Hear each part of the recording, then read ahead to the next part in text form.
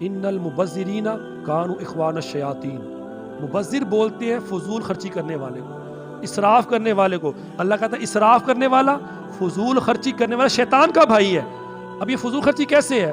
دیکھیں، آپ اپنے ہی پیسے سے خود یا اپنی اولاد کو وہ سامان خرید کے دے رہے ہیں جس کو آگ لگائی جائے گی، پٹاخے چلیں گے، آتش بازی ہوگی۔ اور یہ آتش بازی مفتی احمد یار خان نعیمی تفسیر نعیمی میں لکھتے ہیں نمرود کی ایجاد ہے۔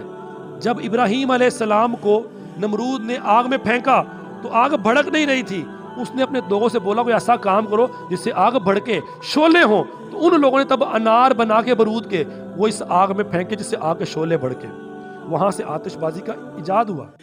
اس لیے اب جو بندہ وہ کام کرتا ہے تو جس قوم کا وہ شیوا ہوتا ہے ہم بھی اس قوم میں شمار کیے جاتے ہیں۔ من تشبہ بقوم فہو منہم، جو کسی قوم کی مشابہت اختیار کرتا ہے اس کو اسی قوم میں شمار کیا جاتا ہے۔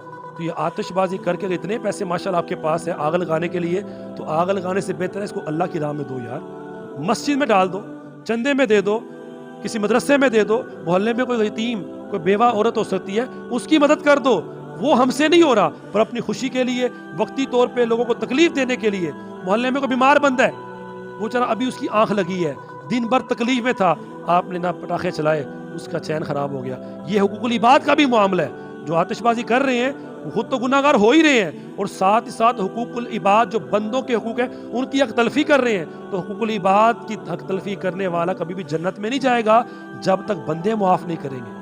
تو جس طرح آپ کریں گے ایسا کام تو کیا آپ ہر بندے سے معافی مانگ لیں گے یا معافی مانگنے کی مہلت مل جائے گی؟ تو یہ لوگوں کے ساتھ تکلیف اذیت مت دیں، اپنے مال کو حلال کو حرام مت کریں کہ اپنے ہی مال کو آپ آگ لگا رہے ہیں ایسی چیزیں خرید کے جو اللہ رسول کو پسند نہیں اور جہنمی والے طریقے ہیں۔ تو خدا کے لیے اپنی اولاد کو بھی اس سے بچائیں۔